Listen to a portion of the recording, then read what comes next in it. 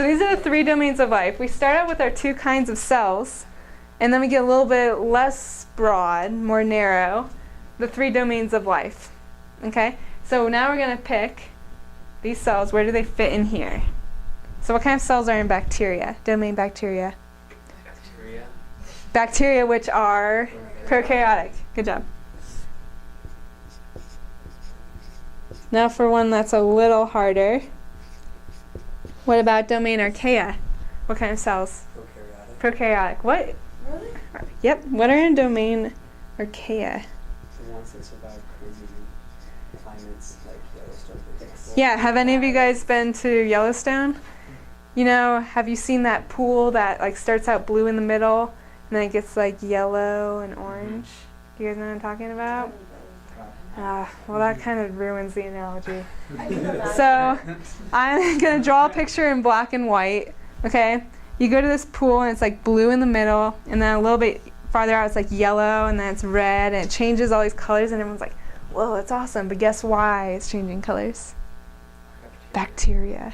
In domain Archaea. This water is like smoking hot. It's super, super hot. And the spring is right here in the middle. It's coming from underground. So that water is really hot. But think about like if you're in a bathtub and the water's coming down through the faucet, and you're like, wow, that's super hot. Where do you go? To the very end, right? Because the farther you are away, the cooler it gets. So the water out here is cooler than the water in here. Now the bacteria that like the really hot water just happen to be blue. The bacteria that like it a little colder are yellow. The bacteria that like it even colder than that are orange. And that's why you see this gradient of colors, because these bacteria like different colors. And all those bacteria in Yellowstone are in domain Archaea. All the bacteria that live in glaciers are in Archaea.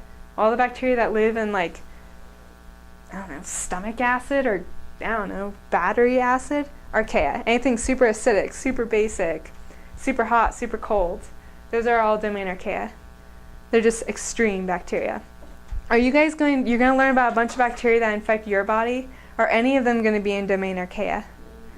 No, because if we have, like let's say you went swimming in this spring, do you have to worry about getting a bacterial infection? You have other problems. You're probably going to get burned to death. But besides that, you don't have to worry about any of the bacteria, because if they get in your body, they're going to be freezing. Does that make sense? So all the bacteria that we're going to learn about in this class are going to be right here. Because these are the ones that like, they like it neutral. They don't like it acidic or basic, really. Obviously, there are different degrees of them, but we're never going to experience anything in Archaea. You just need to know what it is, but we're not going to learn about anything in there. That's why I don't care that I spelled it wrong. So just basically extreme bacteria. Extreme bacteria. That's all you need to know. Prokaryotic. Which you should know, bacteria are prokaryotic. Okay?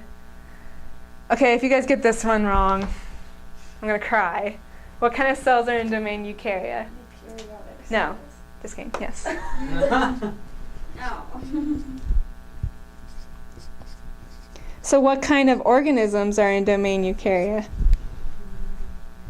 Humans, plants, animals, Everything. fungi, worms. You guys know what helminths are? Yeah. Worms. They're really. That's really all you need to know about the domains of life. Where do viruses fit? None. Thank you. You will see this question on the test. I promise you.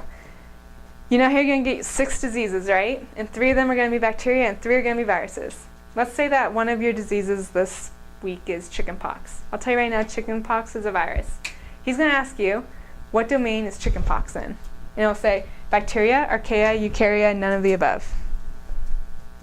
What would you put? A lot of people are terrified to pick none of the above, but do not be afraid to pick none of the above in this class. I know you're going to hate doing it. I always hated doing it. But I always say if something seems fishy, it probably is, because he does that. Okay? So, anytime you see a virus, see, just by knowing it's a virus, be easy question. But a lot of people go into the test and don't know which diseases are bacterial and which ones are viral. I just tell them don't go to the test, because that's just like, you gotta know that. Which ones are bacterial and which ones are viral. I made a big table when I was in the class. I suggest doing that too.